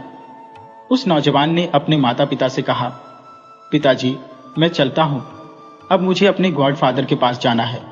उन्होंने मुझे बुलाया है। कुछ दिनों तक चलने के बाद उसको एक यात्री मिला तो उस यात्री ने उस नौजवान से पूछा, ओ छोटे, तुम कहाँ जा रहे हो? इंग्लैंड। अच्छा, मैं भी वहीं जा रहा हूं, तो चलो हम लोग साथ साथ ही चलते हैं। तभी उस नौजवान ने उस यात्री की आंखें देखी तो उसने देखा कि उसकी एक आंख पूर्व की तरफ देख रही थी और दूसरी आंख पश्चिम की तरफ। उसको लगा कि यह वही भेंगा आदमी था जिसके बारे में राजा ने उसको रास्ते में सावधान रहने के लिए कहा था। इसलिए उसे इस आदमी के साथ नहीं रहना चाहिए। रुकने की पहली जगह आते ही उसने बहाना बनाकर दूसरी सड़क ले ली। कुछ और आगे जाने पर उसे एक और यात्री मिला। वह एक पत्थर पर बैठा था। इस यात्री ने भी इस नौजवान से पूछा, क्या तुम इंग्लैंड जा रहे हो? अगर ऐसा है तो हम लोग साथ साथ चलते हैं, क्योंकि मैं भी उधर ही जा रहा हूं। इतना कहकर वह अपने पत्थर से उठा और एक छड़ी के सहारे लंगड़ाकर चलने लगा। नौजवान ने सोचा, अरे यह तो लंगड़ा है, मुझे इसका भी साथ छोड़ देना चाहिए। मेरे गॉडफादर ने मुझे ऐसे आदमी से भी बचने के लिए कहा है। सो उसने वहां से भी अपनी सड़क बदल ली और उसको वहीं छोड़कर आगे बढ़ गया। कुछ दूर चलने के बाद उसको एक और यात्री मिला। उसकी आंखें उसकी टांगों की तरह बिल्कुल ठीक थी। उसको उसके कोई सिर की खाल की बीमारी भी नजर नहीं आ रही थी। उसके सिर पर तो अच्छे घने काले बाल थे, पर क्योंकि वह अजनबी भी इंग्लैंड जा रहा था सो वे दोनों साथ साथ चल दिए। फिर भी वह उससे कुछ डरा डरा सा ही रहा। रास्ते में वे सोने के लिए एक सराय में रुके। अपने साथी से डरकर उस नौजवान ने अपना बटुआ और राजा की दी हुई चिट्ठी निकाली और संभाल कर रखने के लिए सराय के मालिक को दे दी। रात को जब सब सो रहे थे तो वह अजनबी उठा और सराय के मालिक के पास बटुआ, चिट्ठी और घोड़ा मांगने गया। सराय के मालिक ने समझा कि वे दोनों साथ साथ थे, सो उसने उसको तीनों चीजें दे दी। सुबह को जब वह नौजवान उठा तो वह वहां अकेला था। उसके पास पैसे भी नहीं थे, चिट्ठी भी नहीं थी और उसका घोड़ा भी नहीं था। वह पैदल था। पूछने पर सराय के मालिक ने सफाई दी कि तुम्हारा नौकर रात को मेरे पास आया था और वह तुम्हारा सब सामान मांगकर ले गया और चला गया। सो अब वह नौजवान पैदल ही चल दिया। कुछ दूर आगे चलकर सड़क के एक मोड़ पर एक खेत में लगे एक पेड़ से बंधा उसको अपना घोड़ा दिखाई दे गया। वह उस घोड़े को वहां से खोलने ही वाला था कि पेड़ के पीछे से उसका बारात वाला साथी निकल आया। उसके हाथ में एक पिस्तौल थी। वह बोला, अगर तुम यही इसी वक्त मरना नहीं चाहते तो तुम मेरे नौकर बन जाओ और तुम्हारी बजाय मैं इंग्लैंड के राजा के गॉडसन बनने का नाटक करूंगा। ये कहने के बाद ही उसने अपने काले बालों की विग अपने सिर से हटा दी तो उस नौजवान को उसका खुजली की बीमारी से ढका सिर दिखाई दे गया। उस नौजवान के पास उसकी बात मानने के अलावा अब और कोई चारा नहीं था, सो वह उसकी बात मानकर उसके साथ उसका नौकर बनकर चल दिया। वह आदमी घोड़े पर सवार था और वह नौजवान उसके पीछे पीछे पैदल जा रहा था। आखिर वे इंग्लैंड पहुंचे। राजा ने उस खुजली वाले आदमी का खुले दिल से स्वागत किया। उसको लगा कि वही उसका गॉडसन था, सो उसको उसने अपने गॉडसन की तरह से रखा और असली गॉडसन को घुड़साल में अपने घोड़ों की देखभाल के लिए नौकर रख लिया गया। पर उस खुजली वाले यात्री को तो उस नौकर को भगाना था। उसको यह मौका भी जल्दी ही मिल गया। एक दिन राजा ने अपने नकली गॉडसन से कहा, अगर तुम मेरी बेटी को एक जादूगर से छुड़ा दो तो मैं उसकी शादी तुमसे कर दूंगा।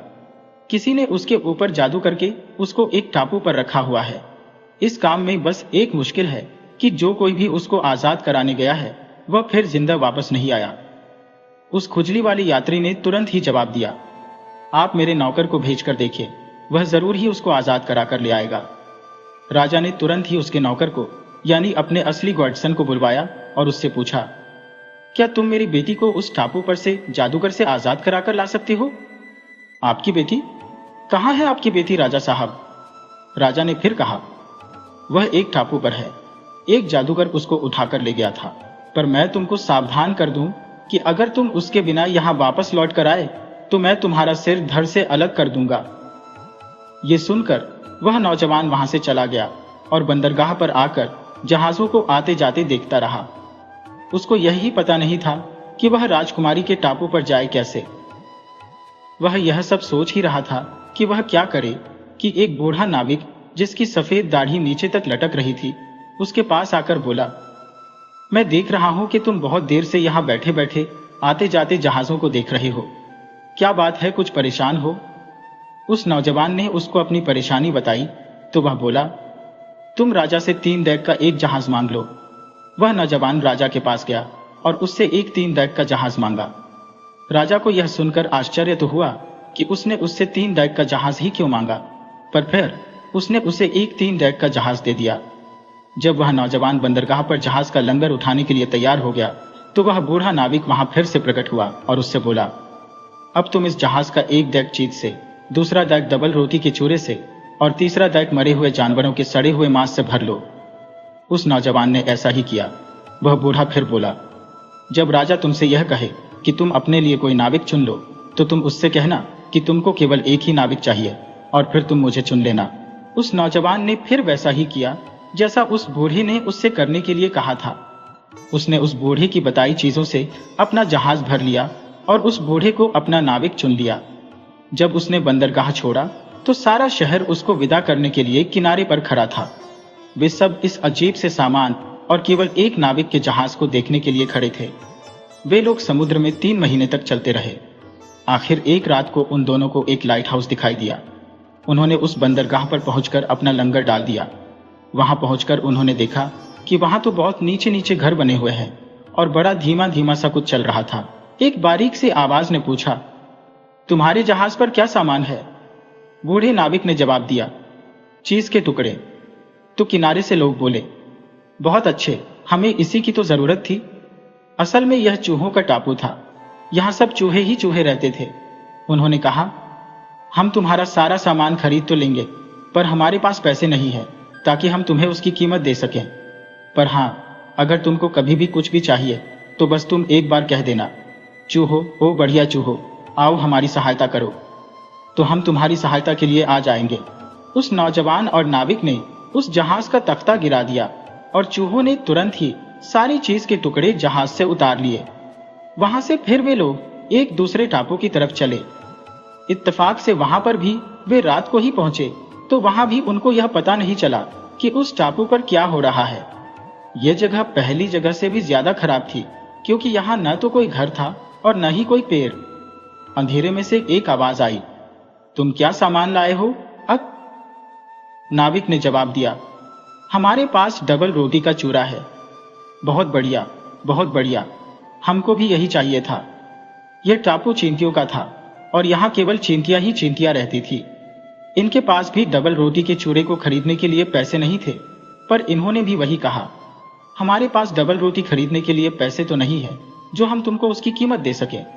पर हां, अगर तुमको कभी भी कुछ भी चाहिए तो बस तुम एक बार कह देना, चींटियों, ओ अच्छी चींटियों, आओ हमारी सहायता करो, तो हम तुम्हारी सहायता के लिए आ जाएंगे।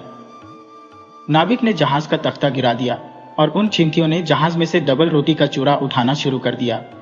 वे सारी सुबह और सारी शाम उस डबल रोटी के चूरे को उतारने में लगी रही और जहाज वहां से फिर आगे चल दिया। इस बार वह जहाज एक ऐसे टापू पर रुका जो पहाड़ी था। वहां सब जगह ऊंची ऊंची पहाड़ियां थी। ऊपर से एक आवाज आई, तुम क्या सामान लेकर आए हो? मरे हुए जानवरों का सड़ा हुआ मांस। बहुत अच्छे, बहुत अच्छे, हमको यही चाहिए था, कहकर एक बड़ा सा साया नीचे उतरा और जहाज के ऊपर आकर बैठ गया। यह टापू गिद्धों का था और यहाँ पर केवल लालची गिद्ध रहते थे। वे सारा का सारा मांस जहाज से उठाकर अपने टापू पर ले गए। इनके पास भी देने के लिए पैसे नहीं थे, सो इन्होंने भी इन दोनों की सहायता करने का वायदा किया। इन्होंने भी यही कहा, हमारे पास पैसे तो नहीं है तुमको देने के लिए, पर अगर तुमको कभी भी कुछ भी चाहिए तो बस तुम एक बार कह देना, गिद्धो, ओ अच्छे गिद्धो, आओ हमारी सहायता करो, तो हम तुम्हारी सहायता के लिए आ जाएंगे। गिद्धों से सहायता का वायदा लेकर वह नौजवान और बूढ़ा नाविक वहां से भी चल दिए। कई महीने तक चलते रहने के बाद वे अब उस टापू पर पहुंच गए जहां इंग्लैंड के राजा की बेटी कैद थी। वे वहां उतर गए और एक लंबी सी गुफा से होकर एक बड़े महल के सामने के बागीचे में निकल आए। उनको देखकर एक बौना उनके पास आया तो नौजवान ने उससे पूछा, क्या इंग्लैंड के राजा की बेटी यहीं कैद है? बौना बोला, आइए और आकर परी सबियाना से पूछ लीजिए। ये कहकर वह उनको महल में ले गया। उस महल के फर्श सोने के थे और दीवारें क्रिस्टल की थी। परी सबियाना सोने और क्रिस्टल के एक सिंहासन पर बैठी थी। पूछने पर परी बोली, यहाँ तो बहुत सारे राजा और राजकुमार अपनी सारी सेना लेकर इंग्लैंड की राजकुमारी को छुड़ाने के लिए आए, पर सब मारे गए। इस पर वह नौजवान बोला, मेरे पास तो केवल मेरी इच्छा और साहस है। परी बोली, तब तुमको 3 इम्तिहान देने होंगे। अगर तुम उनमें फेल हुए तो तुम यहां से जिंदा बचकर नहीं जा पाओगे। पहला इम्तिहान, क्या तुम वह पहाड़ देख रहे हो? उसने मेरा सूरज का देखना रोक रखा है। कल सुबह तक तुम्हें उसे हटाना है। मैं जब कल सुबह उठूं तो मुझे सूरज की किरणें अपने कमरे में आती दिखाई देनी चाहिए। इतने में ही एक बौना एक कुल्हाड़ी लेकर आ गया और उस नौजवान को उस पहाड़ के नीचे तक ले गया। उस नौजवान ने वह कुल्हाड़ी उठाकर एक बार उस पहाड़ में मारी तो उसका लोहे वाला टुकड़ा 2 हिस्सों में टूट गया। वह सोचने लगा कि अब वह उस पहाड़ को कैसे खोदे। तभी उसको पहले टापू वाले चूहे याद आए। बस वह तुरंत बोला, चूहो, ओ बढ़िया चूहो, आओ हमारी सहायता करो। उसके मुंह से अभी ये शब्द पूरी तरीके से निकले भी नहीं थे कि उसके सामने के पूरे पहाड़ पर ऊपर से नीचे तक चूहे ही चूहे दिखाई दे रहे थे। बस वे उस पहाड़ को खोदते रहे और खोदते रहे और उसको चौरस बनाते रहे। आखिर वह सारा का सारा पहाड़ टूटकर नीचे बिखर गया। अगली सुबह जब परी सबियाना सोकर उठी तो उसका सारा कमरा सूरज की किरणों से भरा हुआ था। उसने उस नौजवान को बधाई दी और बोली, पर अभी तुम्हारा काम खत्म नहीं हुआ है। कहकर वह उसको महल के तहखाने में ले गई, जिसके बीच में एक कमरा था, जिसकी छत किसी चर्च की छत जितनी ऊंची थी।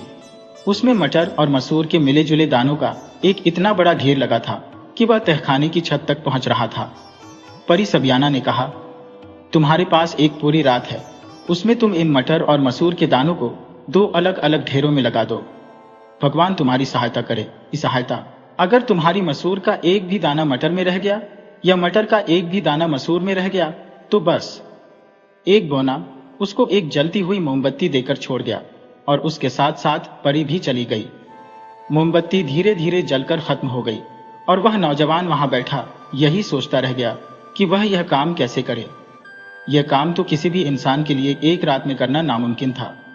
तभी उसको दूसरे टापू पर रहने वाली चींटियों की याद आई और वह बोला, चिंटियों, ओ अच्छी चिंटियों, आओ हमारी सहायता करो। बस जैसे ही उसके मुंह से ये शब्द निकले कि सारा कमरा उन छोटी छोटी चींटियों से भर गया। वे उस ढेर पर चढ़ गईं और अपने धीरज और मेहनत से उन्होंने मटर और मसूर दोनों को अलग अलग करके उनके 2 ढेर बना दिए। अगले दिन जब परी ने देखा कि इस नौजवान ने तो यह काम भी कर दिया तो बोली, पर मैंने भी अभी तक हार नहीं मानी है, अभी इससे भी ज्यादा मुश्किल काम तुम्हारे इंतजार में है। फिर वह उस नौजवान से बोली, तुमको रात भर में मेरे लिए एक बैरल लंबी जिंदगी का पानी लाना पड़ेगा। लंबी जिंदगी के पानी का सोता एक बड़ी ऊंचे पहाड़ की चोटी पर था, जहां बहुत सारे जंगली जानवर रहते थे। उस पहाड़ पर चढ़ जाने का ही सवाल पैदा नहीं उठता था, तो वहां से पानी लाना तो बहुत दूर की बात थी। तभी उसको गिद्धों का ध्यान आया और उसने गिद्धों को याद किया, गिद्धो, ओ अच्छे गिद्धो, आओ हमारी सहायता करो। उसके मुंह से इन शब्दों के निकलने की देर थी कि सारा आसमान गिद्धों से भर गया। उस नौजवान ने एक एक शीशी सब गिद्धों के गले में बुआ दी। वे सारे गिद्ध उन शीशियों को लेकर उस पहाड़ी की चोटी पर उड़ गए और उस लंबी जिंदगी के पानी के सोते के पानी से अपनी अपनी शीशियां भर ली। वे उन शीशियों को लेकर नीचे आ गए। नौजवान ने सारी शीशियों का पानी अपने पास रखे एक बैरल में उड़ेल दिया। जब वह बैरल भर गया तो उसको भागते हुए पैरों की आवाज सुनाई पड़ी। उसने देखा कि परी सबियाना तो अपनी जान बचाकर भाग रही थी। उसके पीछे पीछे उसके बौने भी भाग रहे थे। उधर इंग्लैंड के राजा की बेटी महल से खुशी से चिल्लाती हुई भागी आ रही थी। ओह, आखिर मैं सुरक्षित हूं। तुमने मुझे आजाद कर दिया राजकुमार। तुम्हारा बहुत बहुत धन्यवाद। राजा की बेटी और लंबी जिंदगी का पानी दोनों को साथ लेकर वह नौजवान वापस जहाज पर लौटा। वहां वह बूढ़ा नाविक लंगर उठाकर वापस जहाज खेने के लिए तैयार था। उधर इंग्लैंड का राजा अपनी दूरबीन से रोज समुद्र की तरफ देखता था कि कब वह नौजवान उसकी बेटी को लेकर आएगा। एक दिन उसने एक जहाज समुद्र में आता देखा जिसके ऊपर इंग्लैंड का झंडा लगा हुआ था। उसको देखकर वह बहुत खुश हुआ और तुरंत बंदरगाह की तरफ दौड़ गया। पर जब उस खाल की बीमारी वाले ने उस नौजवान को राजा की बेटी के साथ सुरक्षित आते देखा तो उसने सोच लिया कि अब तो वह उसको मरवाकर ही दम लेगा। राजा अपनी बेटी को देखकर बहुत खुश हुआ और उसने उसके सुरक्षित वापस लौटकर आने की खुशी में एक बहुत बड़ी दावत का इंतजाम किया। जब राजा की वह दावत चल रही थी तो दो लोग उस नौजवान को लेने के लिए आए और उससे कहा कि तुम हमारे साथ अभी अभी चलो, क्योंकि यह तुम्हारी जिंदगी और मौत का मामला है। वह बेचारा नौजवान उनके पीछे पीछे चल दिया। वे दोनों उसको एक जंगल में ले गए। वे दोनों आदमी उस खुजली की बीमारी वाले आदमी के किराए पर लिए गए आदमी थे। उन दोनों आदमियों ने अपने अपने चाकू निकाले और उसका गला काट दिया। इस बीच दावत में राजा की बेटी उस नौजवान के बारे में बहुत चिंतित थी, क्योंकि जब से वह नौजवान उन दो अजीब से दिखने वाले आदमियों के साथ गया था वापस ही नहीं लौटा था। उसे गए हुए काफी देर हो गई थी। उसको ढूंढने के लिए वह बाहर निकली तो उनका पीछा पीछा करते करते वह भी जंगल में पहुंच गई। वहां उसने उस नौजवान का घावों से भरा शरीर देखा। उधर राजकुमारी को बाहर जाता देखकर वह बूढ़ा नाविक भी उसके पीछे पीछे हो लिया। उसको कुछ खतरा लगा तो उसने वह लंबी जिंदगी के पानी का बैरल भी साथ रख लिया। उस नौजवान को वहां उस हालत में पड़ा देखकर बूढ़े नाविक ने तुरंत ही उसका शरीर उठाकर उस बैरल में डुबो दिया। वह नौजवान तो तुरंत ही पानी में से उछलकर बाहर आ गया। वह बिल्कुल ठीक था, और ठीक ही नहीं बल्कि वह इतना सुंदर भी हो गया था कि राजकुमारी ने उसके गले में अपनी बाहें डाल दी। खुजली वाले आदमी को यह सब देखकर बहुत गुस्सा आया।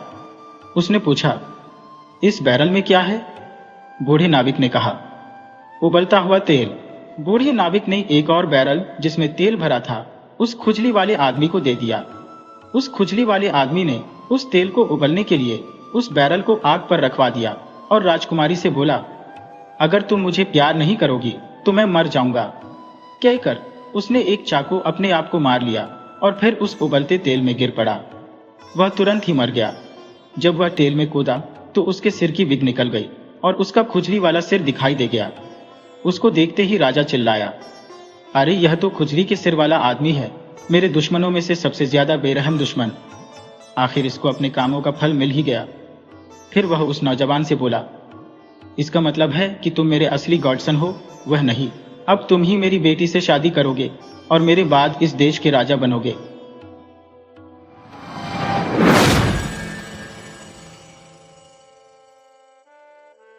वीडियो अच्छी लगे हो तो इसे लाइक करें और ऐसे ही मजेदार कहानियों के लिए चैनल को सब्सक्राइब करें और बेल आइकन दबाएं। ज़्यादा से ज़्यादा अपने दोस्तों को शेयर करें। धन्यवाद।